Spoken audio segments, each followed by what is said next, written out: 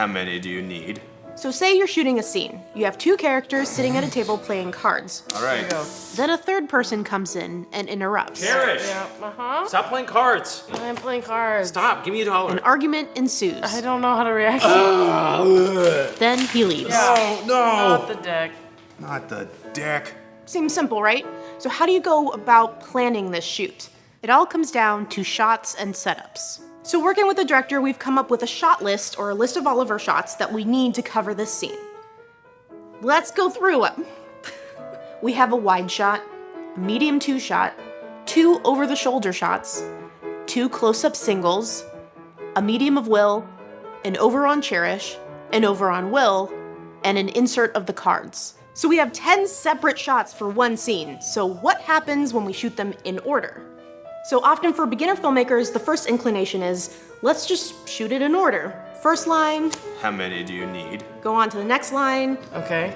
It's a weird story. third line, 2 cards, Two, you're please. the dealer. I know. and so on, All right. Go. and so forth. Give me one more. But let's see what shooting this way actually looks like on set. Pay close attention to the lighting and camera positions. So first, we have our 2 shot. How many do you need? Now, we move the lights and the camera to the right to get Cherish's close-up. Okay. It's a weird story. Then, we move everything to the left to get the reverse, which is the close-up on Joey.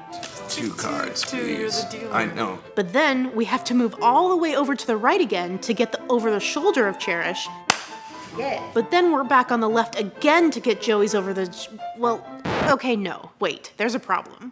So the problem here is that we're spending a lot of time and energy moving all of our equipment back and forth for every single shot. This isn't good, especially since we have a lot of shots that are very similar to each other because they're shooting in the same direction.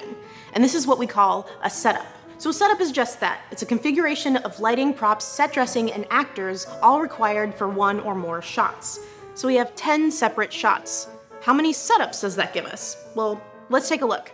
Here's the first shot in our scene, the 2 shot. Let's start by looking for other shots in our scene that are facing the same direction with the same lighting. Well, we know we have a wide shot from this position when Will enters. The direction and the lighting are the same, so both of these shots can be grouped into one setup. But what about Will's medium shot and the insert of the cards? They are both technically shooting in that same direction, as you can see above. However, the camera angle as well as some small adjustments to lighting have changed our original setup enough to necessitate creating a new one. So what's next in our scene? We have a close-up of Cherish. The only other shot from this position with this lighting is her over the shoulder. So these 2 are combined into a setup. Likewise, we have one setup for the close-up and the over the shoulder on Joey. The last 2 remaining shots both require their own shooting direction, camera angle, and lighting. So each shot gets their own setup. So that's it. Here are the 6 setups for our 10 shots. So why does any of this matter? Because changing setups takes time. So every time you change direction, it means not only moving your camera, but adjusting your entire lighting setup to illuminate a new part of the set. And this is why, in the industry, we call it a turnaround. So you want to minimize the amount of turnarounds, or how extreme they are, as much as possible. So in order to do that here, we're going to have to shoot the scene out of order. Let's schedule out our day and group together the setups that are similar to make our turnarounds even easier. So again, here are all of our setups. This is what I'm thinking. Let's start with our wide shot and our 2 shot, which we've grouped together as setup A. From this setup, we can easily move on to Will's medium and the insert of the cards, which we've grouped together as setup B. This required bringing in the camera closer, as well as a very minimal lighting adjustment. Now let's get into our coverage of Joey. We move our camera and pivot our lights for his over the shoulder and his close-up, which we've listed as setup D.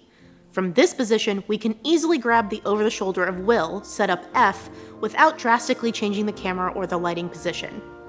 Now here comes our first full turnaround, where we flip our lighting and camera position to the opposite side of the set. We'll start with the over the shoulder and the close-up of Cherish from setup C. Since it's a similar direction, we can now move to setup E over Will's shoulder. So here's our final shooting order in setups: A, B, D, F, C, and E. We were able to plan a shoot with 5 changes to lighting, but only 1 full turnaround, which saved us a lot of time and energy. Alternately, if we had shot this in chronological order, we'd have a total of 9 lighting changes, and 5 of them would have been full turnarounds. There are a lot of other considerations that can and will affect your shooting order because no two scenes are the same. So pick the shooting order that works best for you, but do start thinking in a way that maximizes your setups. So we hope this video helped you start thinking in terms of setups. It keeps your crew happy, keeps your cast happy, and it makes everyone think you actually know what you're doing. Good luck.